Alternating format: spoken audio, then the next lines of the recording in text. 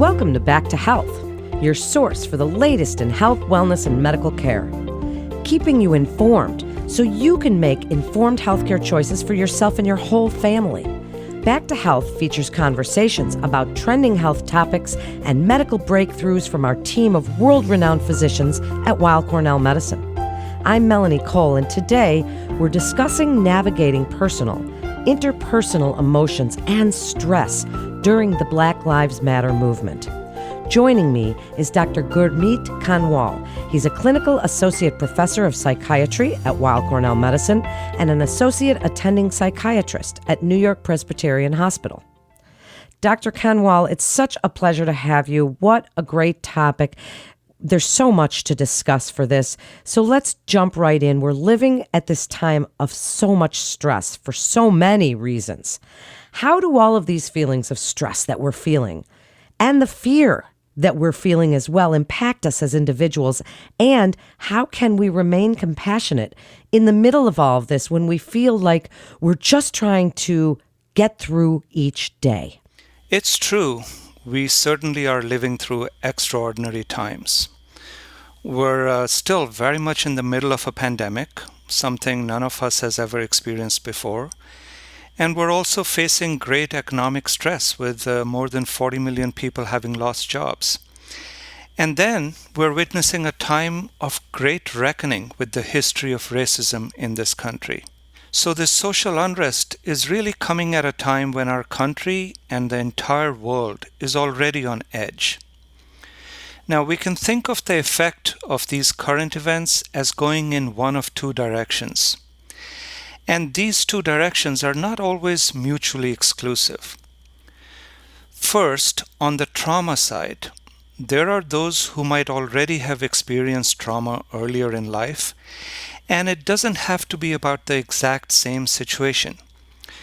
Those people are finding that their earlier traumatic reactions are being reactivated by current events.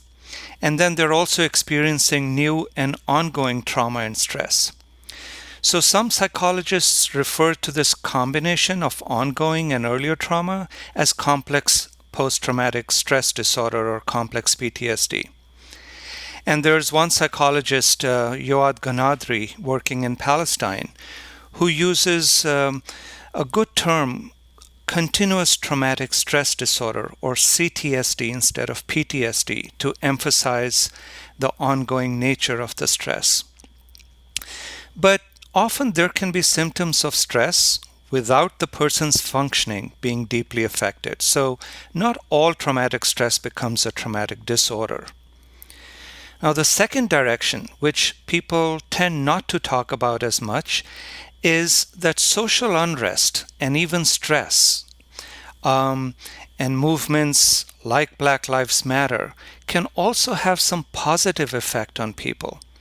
So for example, some people can feel inspired for the first time, or they can feel they belong to a certain group, or they can feel vindicated, or they can feel their life has a purpose that allows them to rise above their daily problems and have a larger perspective. On the other hand, relationships can also become tense and even break under the pressure of different political and social views. Coming to the second part of your question, how can we remain compassionate at a time like this? That, Melanie, I think is a very important question. First of all, though, let's understand what one means by compassion. Compassion is not just a feeling. It's an attitude and a perspective. It is a way of recognizing and accepting the great complexity of everything. The more complexity you can accept, the more you can be capable of compassion. Which means recognizing that there are many truths, many different experiences, and many different kinds of suffering in any situation. So we know this both from psychology and the biology of the brain, that the more stressed, fearful, or anxious a person is, the less capable they become of accepting complexity. Therefore, as stress increases, the ability to be compassionate decreases. So what can we do to access our compassion? Well, I'll mention three things that all of us can try to do, no matter what our place in society. First, we can try to learn strategies to relax, because we know that being relaxed makes it more likely that we can experience and access our compassion. Second, we should remember that empathy is not a starting point, it's a destination. And the way to get to empathy is by asking questions. So, in order to be compassionate, one should try to ask questions instead of assuming that one already understands something. The third point I would make is that the greatest gift of the pandemic to us as a human family has been that the pandemic has made it clear that whatever happens to one of us happens to all of us. We're all deeply connected in the chain of cause and effect, whether we like it or not. So, those are my three suggestions to cultivate compassion during these times. Try to relax, don't be afraid to ask questions, and just remember that we're all in this together. What great advice, Dr. Kanwal. And as you're giving us this advice about how we can remain compassionate and empathetic, we have our own traumas, as you said, and emotions that are triggered at this time, whether, you're somebody older that's been through the civil rights, or who knows, people have their own traumas.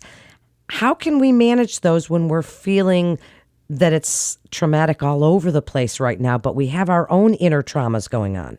First of all, as I said before, we've got to remember that not all the emotions that are triggered during such a time are negative or destructive. Because I think it's important to be able to notice the more positive ones as well, the more constructive emotions, which can even include outrage at injustice. And then we have to learn to distinguish those from the more negative emotions, such as excessive worrying or depression or helplessness or despair or indiscriminate anger. I don't know who actually said this originally, but I find it to be useful. The opposite of depression is not happiness, it's expression. So talking to those who can be helpful, processing what one is feeling, or finding ways to express one's feelings in some creative and artistic form can be very useful during times like this. Taking appropriate social action, joining organizations who might be taking action, these can also be ways of achieving expression. For me, recording this podcast is a form of expression. Lastly, there are many strategies that can be used to diminish the effects of traumatizing experiences on our autonomic nervous system. So, the sympathetic part of our autonomic nervous system is that part of our nervous system that's responsible for many of the felt symptoms of anxiety and stress. Meanwhile, there is a parasympathetic part of our autonomic nervous system which helps to reduce the symptoms of stress, for example, by lowering our heart rate and blood pressure. So if we can learn to exercise a little control over our autonomic nervous system, which we can, it can help to modify our stress reactions. Learning to breathe properly, making sure we get enough sleep, having an exercise routine, these are actually all ways to optimize the activity of our autonomic nervous system. They're great ways as well. And one of the things that I think that so many people are running into right now, Dr. Kanwal, is engaging in dialogue around the Black Lives Matter movement. And it's sensitive, and it's hard if you have family or friends that don't see it. They don't see it the way you see it. How can we engage in this dialogue? Because it's such an important question. I have that question myself. My friends and family have this question. Tell us how we can engage in dialogue, or if we should. Because do we even know if we're going to change anybody's minds? That's a great question, Melanie. And yes, we definitely should try our best to engage in dialogue. But, emotional intensity is very high in the country right now. And then at the same time, there is great polarization of viewpoints more than ever before. So combine that with the fact that so many people are feeling that the stakes are extremely high for whatever it is that one believes in, and you do have a very difficult setting then for people to be able to have respectful and constructive dialogue. But the goal should be for two people to converse in such a way that both come away having gathered some new information about a viewpoint that is different from one's own. See, dialogue should not be about convincing someone else that you are right or about putting down the other person's viewpoint. That's not what dialogue is. It should be about both people learning something from the conversation. Keeping that in mind can help in having conversations about very difficult subjects, and there are many of those today. Sometimes it can even help to set ground rules between friends, partners, or family members. For example, only one person speaks at a time, or each person gets to call a timeout if things get too hot. Respecting difference seems like a simple and cliche idea, but Melanie, in fact, it is one of the most difficult things to practice in life. I understand that, Dr. Kanwal, but I want to jump back for 1 second. And you said to learn from each other, and that is vital. It's so important and true. But how can we accept learning if we feel that those other person's views are antithesis to our own and actually in our own minds cruel and trigger those emotions? How can we try and learn why they feel that way when to understand why they feel that way just makes it all that much more hard to understand? Yeah, well, so you see, the thing that happens is that people mistake answers in a conversation for some already determined outcome. There is a difference between a conversation and an outcome. We have to try to hear people without feeling threatened by the answer, without confusing the answer for something that is definitely going to happen or has already happened. Answers are a way of getting to some place. Conversations, dialogues are a journey. We can't take them as, oh, if this person is saying this, therefore it is already set in stone, and so now I have to react because I'm feeling threatened or outraged because that's what the reality is, whatever this person is saying. Instead, we have to think, okay, this is where we are starting, but if we can talk, then there is a possibility, may not always happen, but there is a possibility of getting to some different place. Otherwise, if we don't talk, that possibility is erased, and then we're really stuck. You're right, and that really does make perfect sense. You're so right about that. So now, from a societal and social psychology perspective, why do movements like this become so impactful and powerful? We've seen it throughout time that when these movements become a force, that change can be affected. Tell us about that. You know, what social psychology tells us is that the drive to belong to a group, a family, a country, a culture, that is a very powerful influence on how we feel, think, and behave. And I see that all the time in working with people. So when there's great social unrest, when some of society's long-established norms are being shaken, it automatically shakes up people's ideas of who belongs where and who is with or against whom. Think of it this way. If you have a can of beans that's been lying still for a while, and every bean is sitting comfortably in its own place, all of a sudden someone comes and starts shaking this can. Now every bean has to find a new place to settle. So the social can of this country is being shaken vigorously right now, and for good reason. It will take some time before everyone figures out where they belong ideologically or emotionally.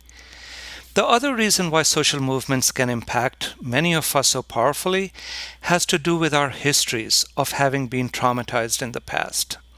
As I mentioned earlier, past experiences of trauma can become reawakened for many of us. Some of us may not even realize that we've gone through that trauma, but it's there. And so, in witnessing or participating in the Black Lives Matter movement, those old feelings can become reactivated. So then we have to manage those experiences that we are reminded of from the past, even as we are trying to deal with the present. And that's why large social movements can have a huge impact on our psychic life. Well, I love the bean analogy, Dr. Kanwal. That's perfect and really paints a picture for us.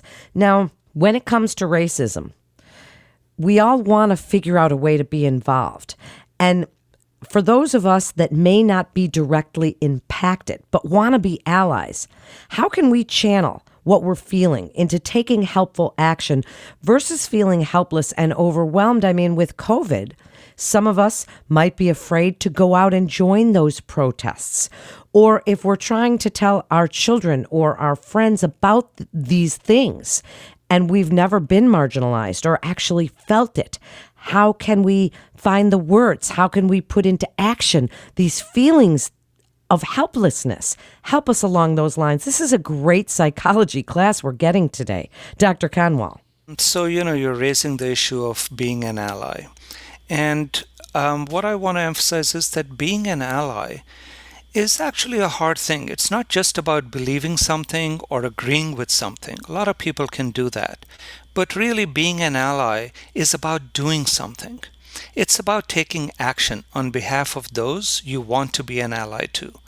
The action, though, can take many different forms, from becoming better informed about social realities, about history, current events, or to being out in the streets marching for justice. Everyone in some way has to figure out what they are capable of and what works best for them. There's no one best way. So a poet might write poetry, a painter might paint something, a writer might write a book, but someone else might feel comfortable marching. I'll recommend at least two sources for people who want to get into this more. One is Ibram Kendi's book on how to be an anti-racist. And then the second one is Robin DiAngelo's work on white fragility. I find both of those to be very good sources to get some ideas on how to think about all of this.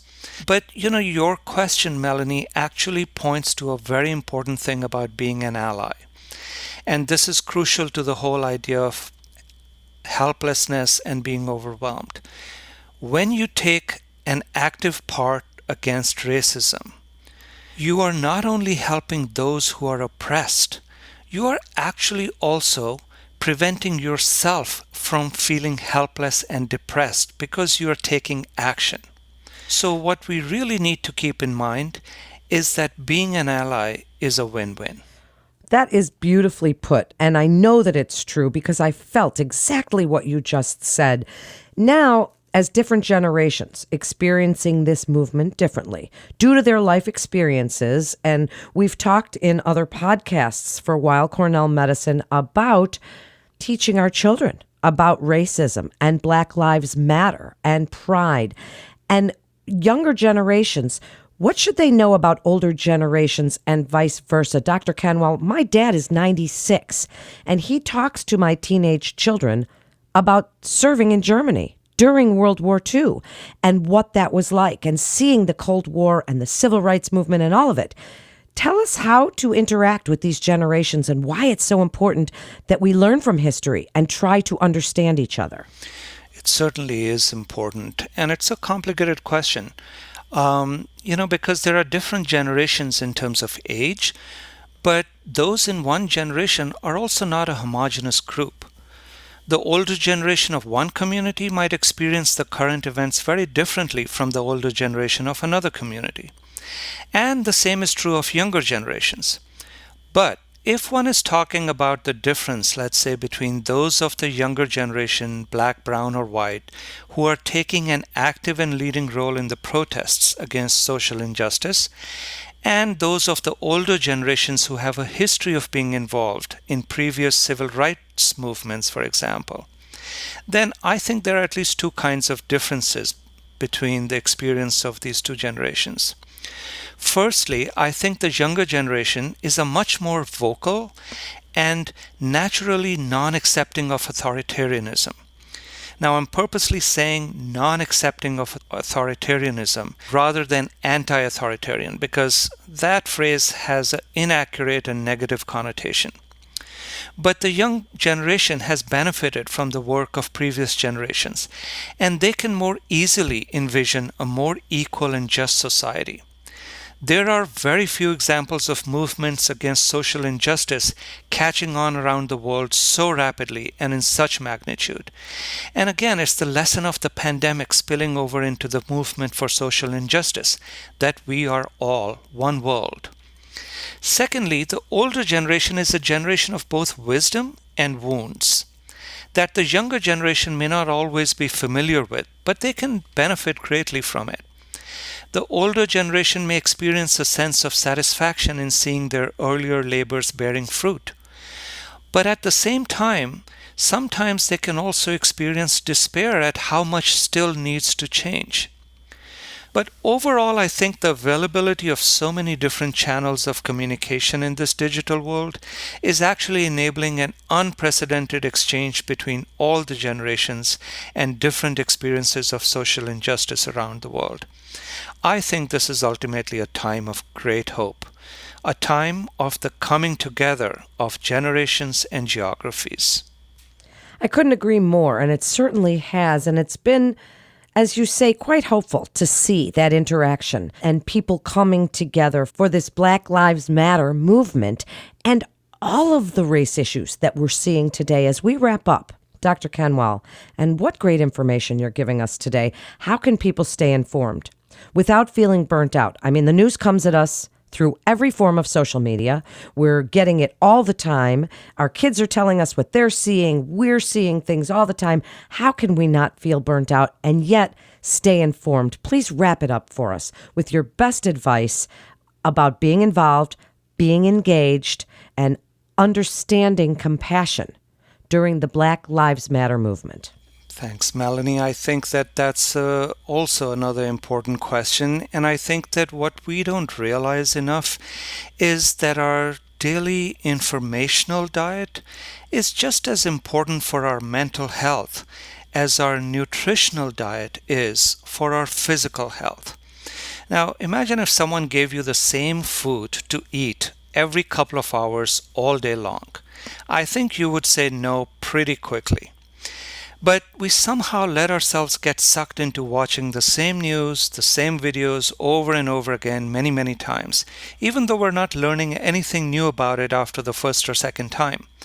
So I think we need to become much more conscious about what we consume in terms of information in this digital, repetitive, overstimulating informational culture. Besides contributing to burnout, this kind of repetitive exposure to stressful news is also a kind of repetition of the traumatic experiences we're having. So you wouldn't want to keep scratching at a physical wound and pulling off the scab all day long, would you? I don't think so. That will not help healing. But it's the same thing with the mind. Turn off the TV. Don't allow every news channel to send you notifications on every device. Listen to the news 1 or 2 times a day, not all day long. Don't have your Facebook feed on the screen while you're working. Burnout basically is your brain's way of protesting the injustice and brutality of too much information, too much stress, and too much repetition. So, in closing, what I would say is that to avoid burnout, keep in mind that diversity of experiences is good for us. So important. Thank you so much. And what a great final thought, Dr. Kanwal. What a great segment and so needed at this time. You've really given us all hope and encouragement and great advice on how to deal with all of this. So thank you again for joining us. That concludes today's episode of Back to Health. We'd like to thank our listeners and invite our audience to download, subscribe, rate, and review Back to Health on Apple Podcasts, Spotify, and Google Play Music. For more health tips, please go to wildcornell.org and search podcasts. And parents, don't forget to check out Kids Healthcast. I'm Melanie Cole. If you or a loved one is undergoing cancer treatment, rehabilitation medicine can help with recovery and ease painful side effects. If you'd like to learn more about cancer care, we have a podcast dedicated to oncology, CancerCast, hosted by Dr. John Leonard, a leading hematology oncologist. All information contained in this podcast is intended for informational and educational purposes. The information is not intended nor suited to be a replacement or substitute for professional medical treatment or for professional medical advice relative to a specific medical question or condition. We urge you to always seek the advice of your physician or medical professional with respect to your medical condition or questions. Weill Cornell Medicine makes no warranty, guarantee, or representation as to the accuracy or sufficiency of the information featured in this podcast, and any reliance on such information is done at your own risk. Participants may have consulting, equity, board membership, or other relationships with pharmaceutical, biotech, or device companies unrelated to their role in this podcast. No payments have been made by any company to endorse any treatments, devices, or procedures, and Weill Cornell Medicine does not endorse, approve, or recommend any product, service, or entity mentioned in this podcast. Opinions expressed in this podcast are those of the speaker and do not represent the perspectives of Weill Cornell Medicine as an institution.